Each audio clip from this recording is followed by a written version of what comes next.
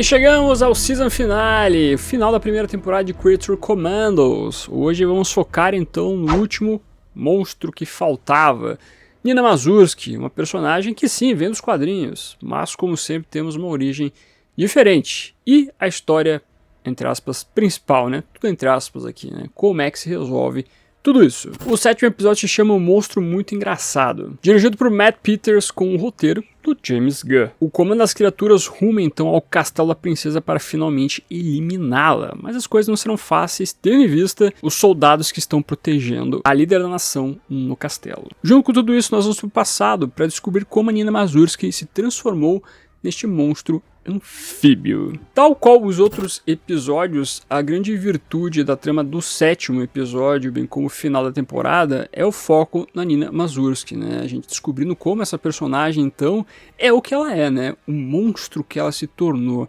E também, tal qual os outros episódios, nós temos uma figura que ela acaba sendo bem trágica desde o seu nascimento, na verdade, com uma criança nascendo com os pulmões para fora e sendo rejeitada pela sua própria mãe. Somente seu pai acaba então aceitando ela pelo que ela é, amando ela pelo que ela é. É bom ressaltar que Nina Mazursky não é uma personagem originária da animação, tal qual os outros personagens, ela também nasceu nos quadrinhos. A primeira aparição dela aconteceu em novembro de 2011, nos quadrinhos do Frankenstein, Agente da Sombra. Ela foi criada pelo Jeff Lemire e pelo desenhista Ibrahim Robertson. Ela era basicamente uma cientista do grupo Sombra que perdeu a única filha por uma doença terminal, em uma idade jovem, o que acabou levando ela a se divorciar. Depois disso, a Nina foi então levada a criar a primeira geração do Comando das Criaturas, e de certa maneira criar um apego maternal a eles. Infelizmente, essa criação dela acabou dando errado, com os membros do comando enlouquecendo por falta de experiência em lidar com as emoções, e portanto se tornaram ameaças perigosas. Posteriormente, aprendendo com seus erros, a Nina criou uma segunda geração do Comando das Criaturas, com uma formação de seres humanos transformados totalmente capazes. Inclusive, ela se incluiu no experimento, transformando-se em uma anfíbia e se juntando às fileiras do comando. E tal qual o James Gunn geralmente faz, ele pega então essa personagem e acaba dando uma repaginada para ser incluída no Comando das Criaturas na animação. Aqui ela não é uma cientista, ela é uma criança que nasce com os pulmões para fora e precisa usar um aparelho para conseguir sobreviver. O pai dela é o cientista que ajuda a transformá-la, a curar, entre aspas, para que ela possa ter uma vida tranquila. Infelizmente ela se torna então esse monstro anfíbio, e monstro entre aspas aqui, né, porque realmente a gente não categoriza necessariamente ela como monstro. Nem o seu próprio pai vê ela como monstro, somente a sua mãe, na verdade, né, que é um momento um pouco mais pesado aqui dentro do desenvolvimento da parte um pouco mais triste da personagem. Ela tendo então a rejeição da mãe, que simplesmente gostaria que ela não estivesse viva, é algo um pouco mais tenso. Você vê ela falando que não existe uma ligação realmente entre as duas. É algo que não necessariamente afeta a Nina diretamente, porque ela ainda é uma pequena criança, ela não tem discernimento dessa questão toda, mas afeta, de certa maneira, o pai da Nina. Nessa cena onde a gente vê a pequena Nina Mazursky ali usando uma espécie de pulmão mecânico e curtindo a vida com o seu pai ali, basicamente, a gente vê ela segurando uma lagarta, né? E uma lagarta vira uma borboleta, assim, toda a transformação, a metamorfose para essa figura, então, alçar uma nova vida, que é uma coisa que se aplica para a própria Nina. Ela tem o seu formato humano ali com algumas deficiências para depois ela se transformar em outra coisa. Aos olhos do pai dela, ela é uma borboleta, ela é um ser fantástico que lhe ama demais. Entretanto, na visão dela, ou na visão das pessoas ao seu redor, você sente que realmente ela é muito rejeitada. É interessante ver como funciona o DCU aí do James Gunn, porque nós temos a Nina indo para a escola normalmente. Ela é uma personagem diferente e não necessariamente ela é aceita, porque ela sofre bullying das pessoas ao redor, mas a gente não vê aqui as pessoas horrorizadas em relação a Nina como um monstro anfíbio, pelo menos na escola, né? Quando a gente tem um momento onde as reportagens acabam focando nela, colocando ela realmente como monstro do lago, aí sim você pode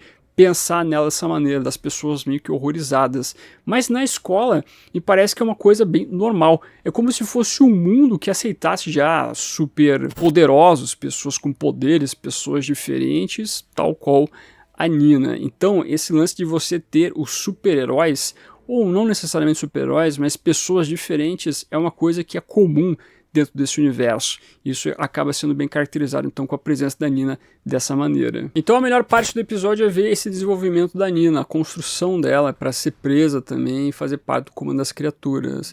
É, tal qual os outros personagens, alguém que não é aceita pela sociedade da maneira como ela é. Então você entende todo o pesar na vida dela. Agora, os outros desenvolvimentos do episódio especificamente, eu penso que são bem fracos aqui, né?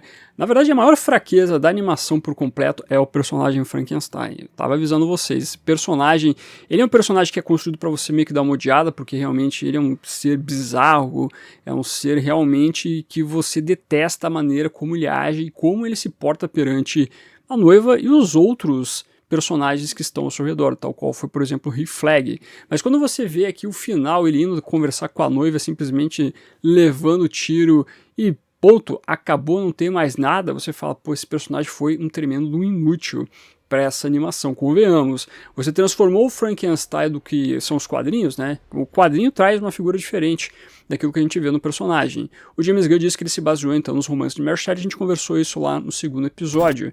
Tudo bem, eu acredito que é legal você mudar algumas coisas, mas para essa história, para mim, o Frankenstein, ele não teve nada de diferente. É um personagem que serve como escada para a construção da noiva. Poderia ficar por aí, ele poderia ser o coadjuvante da noiva, mas eu sinto que ele tem uma dinâmica muito presente na animação que pouco desenvolve realmente algo que faça com que ele seja relevante. Então, para mim, é um personagem que foi muito fraco, e essa resolução com ele também não curti. A trama, entre aspas, principal, eu vou dizer para vocês que eu não considerei tudo que envolve a princesa, Pocolistão e o comando das criaturas indo lá enfrentar eles como o principal da animação.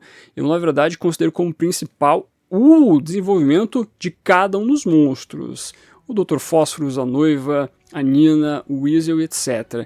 Essa foi a maior atratividade da animação por completo. A história principal me parece mais um pano de fundo para você desenvolver realmente o comando das criaturas com cada um dos personagens. Até porque essa trama principal ela não tem um grande atrativo, ela não tem uma construção que acaba sendo muito poderosa, a não ser quando você vê os personagens que estão tendo as suas histórias contadas do passado se alinhando com o presente, quando você vê os sacrifícios, como foi o do Gyrobots e ao mesmo tempo agora da Nina, que ela não se sacrifica necessariamente, ela acaba sendo uma baixa de guerra naquele momento. Até quando você vê a princesa ali então, né, garfando não, mas esfaqueando a Nina, você vê o olhar dessa personagem, um olhar maléfico, um olhar diferenciado, não é uma personagem que está surpresa matando a outra. Você vê que a intenção dela ali não é uma das melhores. É nesse ponto que a princesa de Pocolistão se revela. E acaba sendo, de certa maneira, o twist aqui da história, né? Uma coisa básica. Basicamente, a gente ficou numa gangorra aqui, né? Defende a princesa, mata a princesa. Defende a princesa, mata a princesa.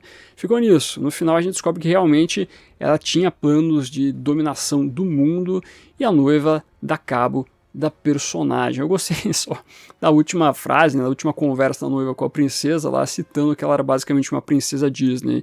James Gunn deu uma cutucadinha aí, né? Deu uma cutucadinha lá no antigo empregador dele, né? Convenhamos. Mas tá resolvido, basicamente. A princesa realmente era uma personagem maléfica que tinha que ser passada e ponto.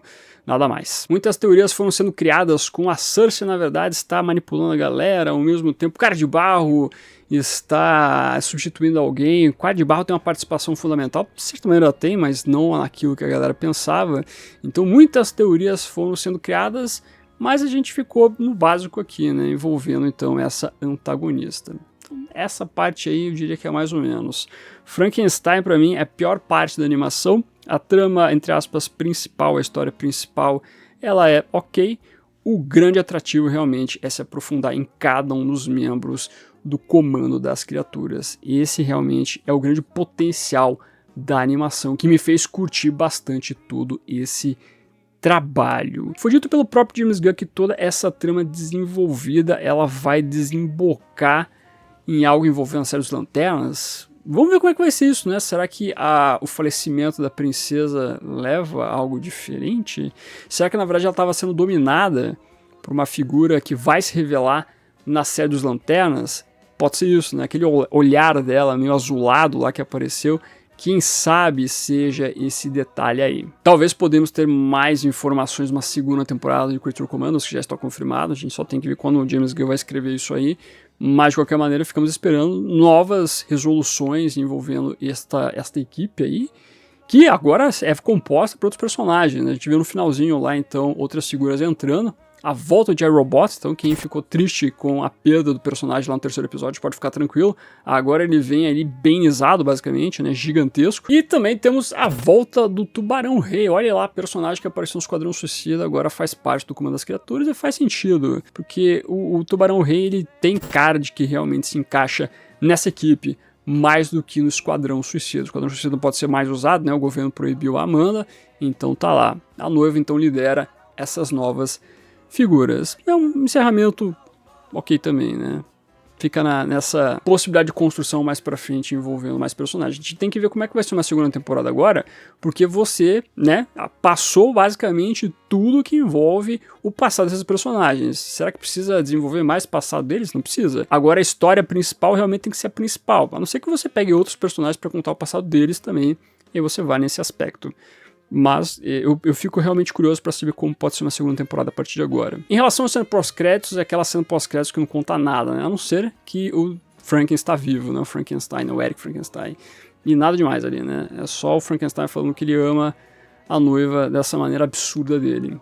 Então, se você esperava alguma coisa, sinto muito. Quando a galera tava alardeando nas redes sociais aí que ia ter, nossa, cena pós-créditos da série do Creature Commandos, eu falei, sim, essa galera vai se decepcionar, hein? Mas, conforme destaquei, o resultado é uma animação boa, é uma animação bonita, bem feita, eu gostei bastante da parte técnica, né? A galera da animação conseguiu fazer um bom trabalho.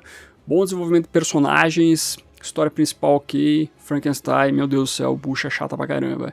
Então tá aí toda a resenha desse episódio e de todos os outros. Ainda voto como bom ponto de partida envolvendo o DCU. Um pequeno aperitivo aí com várias coisas legais que a gente foi acompanhando com o passar dos 7 episódios. E aí, foi pra você uma boa animação? Não foi? Curtiu toda esta brincadeira? Comente aqui embaixo. E lembrando, todo dia tem vídeo aqui no canal, por isso vou dedicar 2 videozinhos pra você assistir. Dá uma olhadinha então na minha resenha dos outros episódios de Creature Commandos. O que a gente teve de interessante, desenvolvimento dos outros personagens, confira lá. Além do mais, comentei a última edição de Absolute Batman, edição número 4, que traz o ano 1 do personagem, desse novo Batman. Veja lá o que ele tem diferente com o Batman na Terra principal. Agradecendo como sempre os membros do canal, o pessoal que está aparecendo aqui embaixo, muito obrigado por ajudar a financiar esse projeto. Não esqueça de curtir esse vídeo, se inscreva no canal se você é novo ou nova, que o melhor lugar é para você ficar muito bem informado sobre o universo do Batman. Esse eu vou ficando por aqui.